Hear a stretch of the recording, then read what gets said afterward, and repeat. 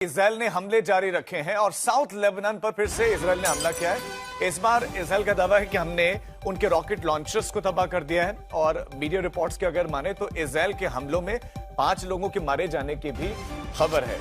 और ये बड़ी खबर, हमले इस तरफ जो है लगातार इस मोर्चे पर जो है जारी है और 5 लोग मारे भी गए और मौत का आंकड़ा लेबनानी सरकार लगातार बीच बीच में जारी करती है और आईडीएफ का कहना है कि हमने तो उनके जो रॉकेट लॉन्चर्स हैं उनको तबाह कर दिया। लेकिन एक बातचीत जो पाकिस्तान में इस्लामाबाद में हो रही थी 21 घंटों की, उस बातचीत से अभी तक कुछ निकला नहीं है और खास मेहमान लगातार हमारे साथ जुड़े हुए हैं। पीके श्रीवास्तव साहब, बातचीत हो रही थी लेकिन दोनों ही देश ये खुलकर नहीं बता रहे कि किस मुद्दे पर मसला अटका हुआ है। ना अमेरिका ने बोला है, ये तो बोला है कि भाई बातचीत बेनतीजा है, नुकसान ईरान का ज्यादा है, लेकिन कौन सी बात ईरान नहीं मान रहा या ईरान ने खुलकर क्यों नहीं बोल रहे हैं देश? देखिए राजीव, जो बातचीत चल रही थी तो उसमें मेन मुद्दा जो शुरू में था, जो ट्रंप ने पब्लिकली कहा था कि रेजिम चेंज, फिर बाद में उन्होंने एक्सेप्ट कर लिया कि रेजिम चेंज कर गई है, जबकि रेजिम चेंज नहीं की पूरा विश्व जानता है। रेजिम का मतलब लीडर्स नहीं होते हैं, रेजिम का मतलब the way whole structure is made for to govern that country. दूसरी बात उन्होंने ये कही, उसके बाद कहने लगे एब्सोल्यूट सरेंडर। एब्सोल्यूट सरेंडर वो नहीं हुआ। फिर बीच में बातचीत आई कि न्यूक्लियर वाली बात आई और उसमें यह आया कि जो 440 केजी है वो हमें दे दीजिए आप, इनरिच यूरेनियम जो आपके पास है। और उनका ये भी कहना था कि हमने उनकी बाकी कैपेसिटी को ऑब्लिटरेट कर दिया है। अगर इन सारे बिंदुओं को आप जोड़ते हैं तो ये पता चलता है कि ultimately cause of the meeting was Strait of Hormuz.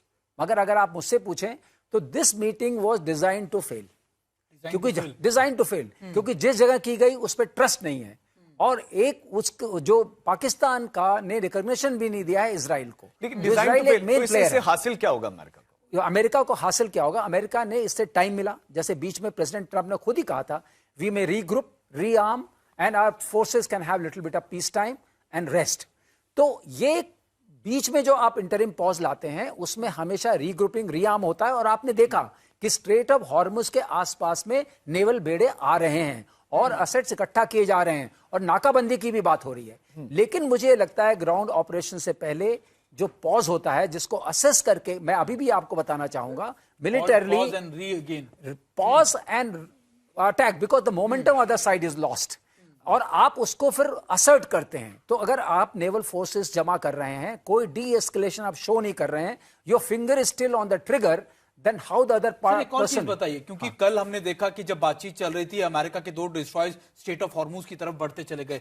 क्या ये स्टेट ऑफ डेस्परेशन है अमेरिका का कि वो जल्दी से जल्दी उसको खोलना चाहता है, या फिर इसी ने ट्रिगर कर दिया ईरान को कि देखिए एक तरफ बातचीत चल रही है, आप डीएस्केलेट की बात कर रहे हैं, आप लगातार शांति की बात कर रहे हैं और आप नई डिप्लॉयमेंट भी वहां पर भेजते जा रहे हैं। क्या इन चीजों ने भी चीजों को बिगाड़ा? बिल्कुल सही प्रश्न आपने दिया। जब ये 2 नेवल के बेड़े वहां पहुंचे तो आप सोचिए जो लोग डील करने गए हैं उनके ऊपर क्या इंपैक्ट पड़ा होगा कि ये हम डील इसलिए कर रहे हैं, इनको पॉज दे रहे हैं, आपको डील कर रहे हैं। इसीलिए मैंने आपसे बोला it was design to fail, क्योंकि जब प्रेसिडेंट ट्रंप वहां से बोलते हैं कि हम जीत चुके हैं और हमें जो कुछ पाना था हमने पा लिया है और स्ट्रेट ऑफ हॉर्मुज हम खुलवा के दम लेंगे, तो अब आप बताइए उनके पास वही तो एक लेवरेज था, उसको अगर वो कर देंगे तो वहां डील क्या करेंगे वो लोग?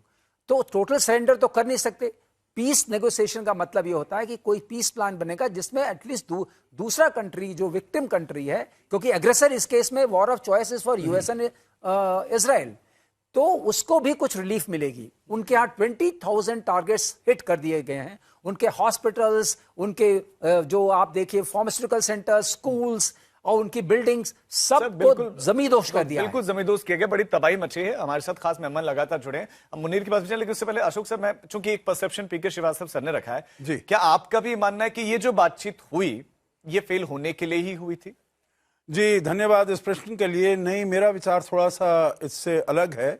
मैं ये समझता हूं जो दोनों डेलीगेशन जो वहां पर आए थे वो इस मकसद से आए थे जो कुछ ना कुछ हम यहाँ पर ठीक नतीजा निकाल कर चलेंगे। अदरवाइज राष्ट्रपति, उपराष्ट्रपति जेडी वैंस बहुत ही सीनियर है अपनी हायरार्की में, वो इतना दूर ट्रैवल करके आए, 300 लोगों को साथ में लेकर आए, तो मतलब कुछ उनमें यह था, उम्मीद थी जो हम कुछ ना कुछ कर पाएंगे। दूसरी Destroyer बात क्यों है, भेज रहे थे? अगर आप बातचीत करने के इरादे से आए थे तो आप वहां ये देखिए, ये आपने आपका पहले भी प्रश्न था और मैंने कहा था ये उनका मैक्सिमम प्रेशर टेक्निक है। वो उनका जो आर्ट ऑफ द डील में जो कहते हैं, जो हम दोनों तरफ से पिंसर मूवमेंट है, इधर से ये करेंगे, यहां से बात करेंगे तो कुछ ना कुछ उसके ऊपर निकल आएगा।